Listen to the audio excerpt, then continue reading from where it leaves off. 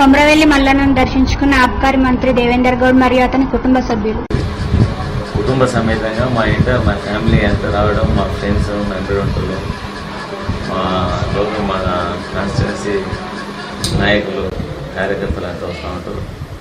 దాంట్లో భాగంగానే నిన్న స్వామివారి దర్శనార్థం ఇవాళ నూతనంగా ఎన్నికైన ఈసారి ప్రత్యేకత ఏంటంటే మా దగ్గర అంతా గ్రేటర్ హైదరాబాద్లో యావత్ రాష్ట్రం మొత్తం కనీ విని ఎరగలే అసలు.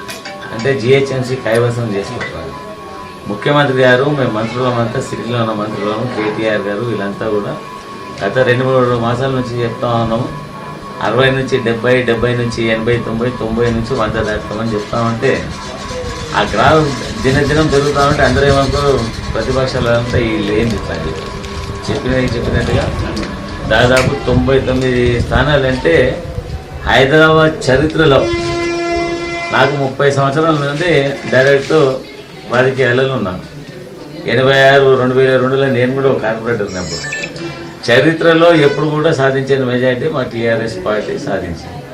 దీనికంతా కారణం ఏంటంటే మా గౌరవ ముఖ్యమంత్రి గారు, మా ప్రభుత్వం చేస్తున్న సంక్షేమ పథకాలు, చెప్పిందే చేయడం, చేసేదే చెప్పడం మా ప్రభుత్వానికి ఒక అలవాటు. ముఖ్యమంత్రి గారికి, మా మంత్రివర్గానికి కూడా ఈ డెవలప్మెంట్ అంతా చూసి పక్క రాష్ట్రాల నుండి ఇక్కడ తెలంగాణ రాష్ట్రంలో హైదరాబాద్ సిటీలో ఉన్న సెటిలర్స్ కూడా పరిపాలనా విధానమైన ముఖ్యమంత్రి గారి పరిపాలనా విధానం చూస్తూ ఆంధ్రప్రదేశ్ కంటే ఇక్కడ పరిపాలన బాగా కొనసాగుతూ ఉన్నది.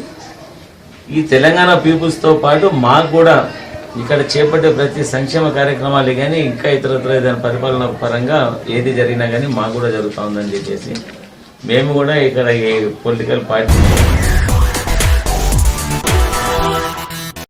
తెలంగాణ రాష్ట్రంలో మొదటిసారిగా నిర్వహిస్తున్న టీచర్ ఎలిజిబిలిటీ టెస్టుకు ముహూర్తం ఖరారైంది. ఫిబ్రవరి 29న నోటిఫికేషన్ రిలీజ్ చేసి ఏప్రిల్ 9న ఎగ్జామ్ ని నిర్వహించాలని ఫిక్స్ అయింది. షెడ్యూల్ రిలీజ్ అవడంతో నిరుద్యోగులు సంతోషాన్ని వ్యక్తం చేస్తున్నారు. ఆన్లైన్ ద్వారా ఫీజును ఫిబ్రవరి 29 నుండి మార్చి 14 వరకు ఆన్లైన్ ద్వారా లేదా మీ సేవా కేంద్రాల ద్వారా చెల్లించవచ్చు. ఆన్లైన్లో దరఖాస్తులను మార్చి 1 నుండి 15 వరకు దరఖాస్తు చేసుకోవచ్చు. హాల్ టికెట్లను ఆన్లైన్ ద్వారా మార్చి 30 నుండి డౌన్లోడ్ చేసుకోవచ్చు.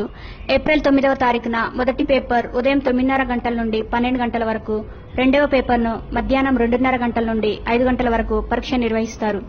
పరీక్ష ఫలితాలను ఏప్రిల్ 23న ప్రకటించనున్నట్లు ప్రభుత్వ అధికారులు ఏర్పాటు చేస్తున్నారు. వేములవాడ రాజరాజేశ్వర స్వామి మహాశివరాత్రి జాతర మహోత్సవ వాల్ పోస్టర్ను సచివాలయంలో ఆవిష్కరించిన మంత్రి ఇంద్రకరణ్ రెడ్డి. పోస్టర్ ఆవిష్కరణ కార్యక్రమంలో పాల్గొన్న వేములవాడ ఎమ్మెల్యే చెన్నమనేని రమేష్, దేవస్థాన ఈవో రాజేశ్వర్, గృహ నిర్మాణ శాఖ మంత్రి ఇంద్రకరణ్ రెడ్డిని సచివాలయంలో మర్యాదపూర్వకంగా కలిసిన గృహ నిర్మాణ శాఖ ప్రిన్సిపల్ సెక్రటరీ అశోక్ కుమార్. గృహ నిర్మాణ శాఖ ప్రిన్సిపల్ సెక్రటరీ బాధ్యతలను స్వీకరించిన అశోక్ కుమార్ కు మంత్రి ఇంద్రకరణ్ రెడ్డి అభినందనలు తెలిపారు.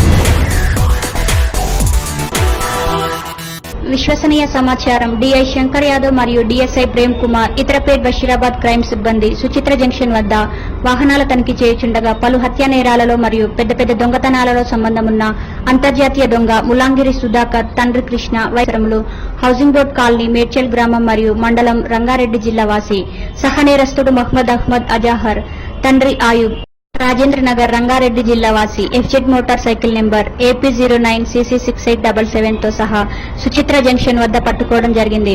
వారిని తనిఖీ చేయగా సుధాకర్ వద్ద ఉన్న బ్యాగులో బంగారు ఆభరణములు, 9 జతల బంగారు కమ్మలు, 9 బంగారు నల్ల పూసల దండలు, లాకెట్లతో పాటు 1 బంగారు గాజు, 1 బంగారు లాకెట్, 6 జతల బంగారు ముక్కు పుడకలు, 1 బంగారు ఉంగరము, 1 బంగారు 4 వరుసల గొలుసు, 2 వాచ్లు జీడిమెట్ల పోలీస్ స్టేషన్ పరిధిలో ఈ మధ్య కాలంలో SVR టవర్స్, గాజుల రామారంలో జరిగిన పగటి కన్నపు దొంగతనమునకు సంబంధించినవి అని ఒప్పుకొని పంచుల సమక్షంలో స్వాధీనపరిచినాడు. ట్రాన్స్కో సీఎండీ ప్రభాకర్ రావుతో ఇరిగేషన్ శాఖ మంత్రి హరీష్ రావు సమావేశం. ప్రాణహిత, పాలమూరు, రంగారెడ్డి ప్రాజెక్టులలో 400 kV సబ్స్టేషన్ నిర్మాణము, నిర్వహణకు సంబంధించిన అంశంపై చర్చించారు. ఈ సమావేశం అసెంబ్లీలోని కమిటీ హాల్లో జరిగింది. ట్రాన్స్కో మరియు ఇరిగేషన్ శాఖలకు చెందిన అధికారులు ఈ కార్యక్రమంలో పాల్గొన్నారు. ఈ రోజు మంత్రి హరీష్ రావు గారు సెక్రటేరియట్ లో మైన్స్ శాఖకు సంబంధించి సమావేశం నిర్వహించినారు. ఇందులో ప్రధానంగా నూతన మినరల్ పాలసీకి సంబంధించిన ముసాయిదాపై చర్చించారు. దీంతో పాటు 31 మినరల్ పాలసీని కూడా సమీక్షించారు. పాలసీ రూపకల్పన పూర్తి కాగానే వచ్చే కేబినెట్ ఆమోదానికి పంపించాలని మంత్రి హరీష్ రావు ఆదేశించారు.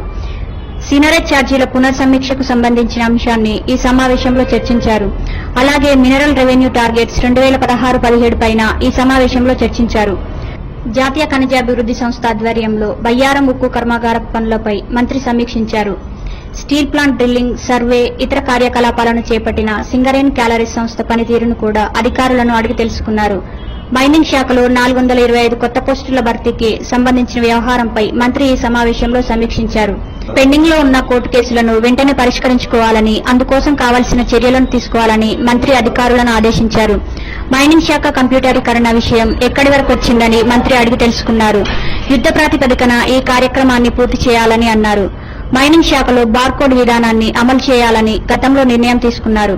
అయితే ఈ నిర్ణయం ఎంతవరకు వచ్చిందని మంత్రి అడిగి తెలుసుకున్నారు. కరీంనగర్ లో ఇసుక దొరకడం లేదు, ఎందుకు అనే అంశంపై మంత్రి ఆరా తీశారు. ఏది ఏమైనా ప్రజలకు ఇసుకను అందుబాటులోకి తీసుకురావడం మన కర్తవ్యం అంటూ అధికారులకు మంత్రి హితబోధ చేశారు. 2 రోజుల్లోగా కలెక్టర్లకు తగిన ఆదేశాలను పంపించాలని ప్రిన్సిపల్ సెక్రటరీ మైన్స్ ను ఆదేశించినారు. వివిధ జిల్లాల అధికారుల వద్ద పెండింగ్ లో ఉన్న దరఖాస్తులన్నీ 1 రోజుల్లోగా మంజూరు చేయాలని ఆదేశించారు. పెండింగ్ లో ఉన్న రివిజన్ కేసులను 1 రోజులలో పరిష్కరించాలని ఆదేశించినారు.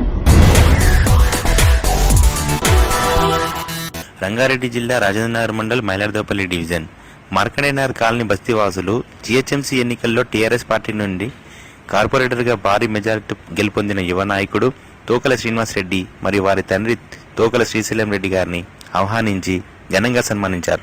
ఈ సభలో శ్రీనివాస్ రెడ్డి మాట్లాడుతూ మార్కండేయనగర్ కాలనీ వాసులు తమను ఆదరించి ఆశీర్వదించారని ప్రతి ఒక్కరికి ధన్యవాదాలు తెలిపారు. మైలార్దేపల్లి డివిజన్ అభివృద్ధి చేయడమే తమ లక్ష్యమని, ప్రభుత్వం చేపట్టే ప్రతి పథకాలు అర్హులందరికీ అందేలా చూస్తానని, తాము 24 గంటలు అందుబాటులో ఉండి చిత్తశుద్ధితో పనిచేస్తానని పేర్కొన్నారు. మున్సిపల్ శాఖ ద్వారా 100 రోజుల్లో 15 మున్సిపాలిటీలను బహిరంగ మలమూత్ర విసర్జన లేని పట్టణాలుగా ప్రకటించేందుకు చేస్తున్న పనులను సమీక్షించారు. రేపు మున్సిపాలిటీల్లో ఎల్ఈడీ ల్యాంపులు పెట్టే కార్యక్రమంపై విద్యుత్ శాఖ మంత్రితో రేపు సమావేశం నిర్వహించనున్నట్లు మంత్రి కె తారక రామారావు తెలిపారు. 100% పన్నులు వసూలు కార్యక్రమంపై ప్రజలను చైతన్యవంతం చేయాలని మంత్రి అధికారులను ఆదేశించారు.